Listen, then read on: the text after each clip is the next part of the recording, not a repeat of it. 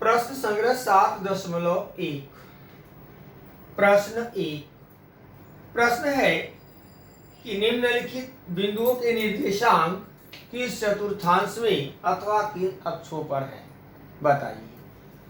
देखिए, अभी पढ़ाते समय हमने आपको बताया था कि बिना चित्र के केवल देख करके आप कैसे बताते हैं, तो उसके लिए आपको कुछ टिप्स दिए गए, पढ़ाए गए। और वो क्या था कि जैसे पहला ये था कि प्रथम चतुर्थांश में सभी निर्देशांक धनात्मक होते हैं। द्वितीय चतुर्थांश में x का मान ऋणात्मक और y का मान धनात्मक होता है। तृतीय चतुर्थांश में दोनों निर्देशांक ऋणात्मक होते हैं। चतुर्थ चतुर्थांश में x धनात्मक और y ऋणात्मक होता है। तो इन्हीं बातों पर आप विशेष ध्यान दें। देखिए, पहला बिंदु है A, इसका निर्देशांक है ऋण 3, 2। अब यहाँ x का मान ऋण है और y का मान धन है, तो इसलिए यह किस चतुर्थांश में होगा? द्वितीय चतुर्थांश में। ठीक। बिंदु B, ऋण 5, ऋण 2। स्पष्ट है कि इसके दोनों निर्देशांक ऋणात्मक हैं और जिस बिंदु के दोनों निर्देशांक ऋणात्मक होंगे वह बिंदु तृतीय चतुर्थांश में होगा।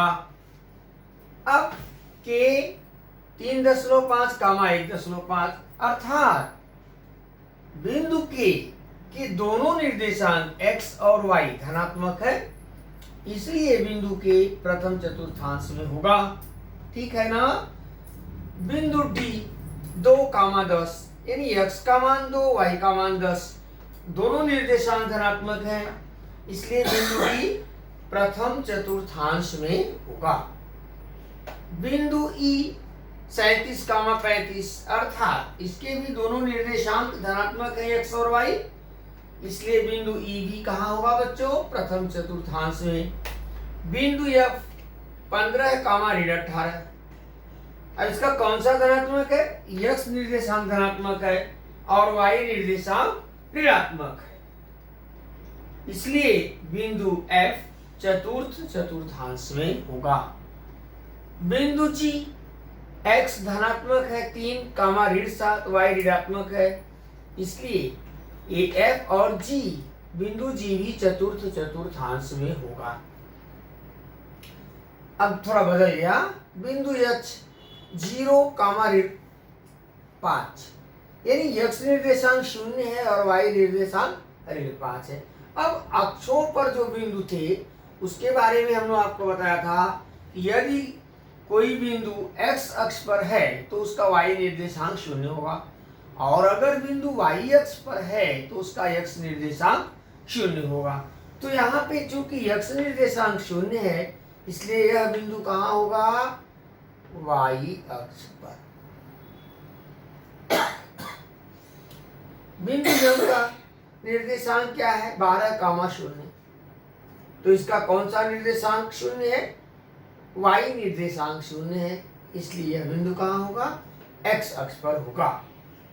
इसी प्रकार बिंदु N 0, 9, इसका x निर्देशांक 0 है, इसलिए यह बिंदु कहाँ होगा? y अक्ष पर। बिंदु P 0, 2.5, इसका भी x निर्देशांक 0 है, बिंदु P भी y अक्ष पर होगा।